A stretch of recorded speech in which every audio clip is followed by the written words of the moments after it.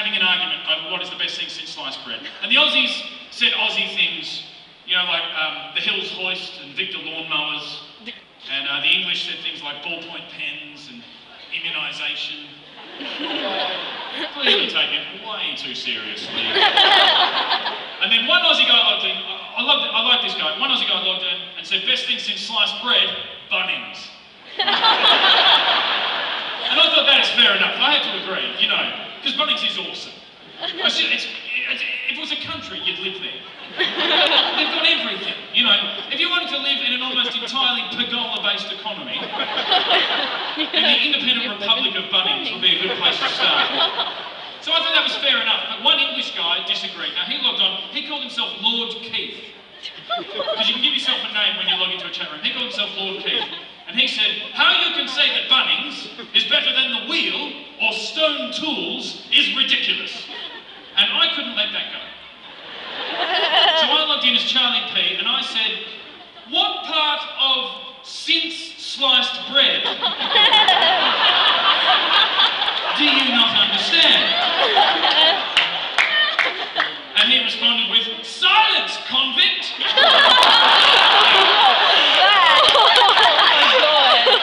Which is offensive, right? Borderline racist. You know, in his defence, you know, he is a lord, but I don't think we can excuse it.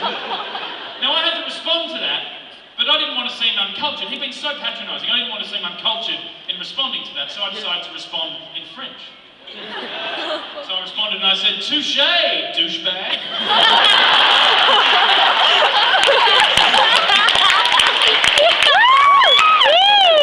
And Lord Keith went a bit quiet after that, and I thought, you know, 1-0, cop that, mother country.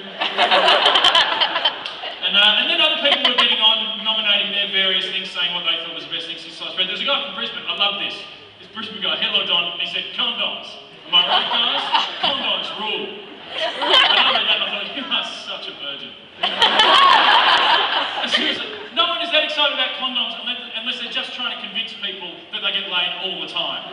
It's like walking up to strangers in a pub going, hey guys, how about that intercourse? Yep, I love me the intercourse. In fact, I might even do me a lady tonight. Oh yeah, Captain Intercourse they call me. Oh yeah. Oh my God. It'll happen with your mum. You bet guys, see you later.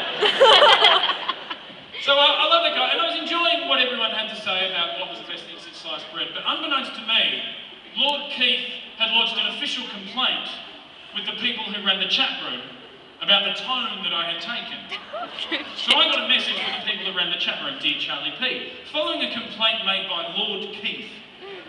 A sentence I never expected to hear in my life.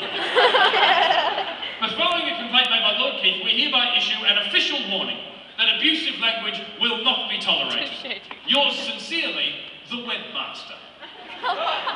Speaking of virgins. And so I responded, dear webmaster, with all due respect to you and your considerable powers in this almighty chat room, I would like to say that I think Lord Keith calling me a convict is far more insulting than me calling him a douchebag. Perhaps you should use your revered jurisdiction to officially caution him for his behaviour. And the webmaster responded, dear Charlie P, we will not be cautioning Lord Keith. Convict is not language we consider to be offensive. However, under our guidelines, douchebag is considered indefensible. The webmaster. So I responded.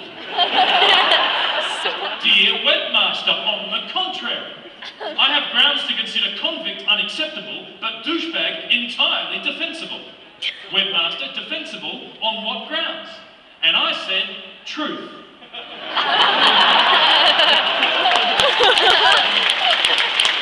While I can prove for a fact that I am not a convict, I would suggest that Lord Keith would struggle. On the weight of evidence at hand, to prove that he is not a douchebag. In fact, I doubt he's even a lord.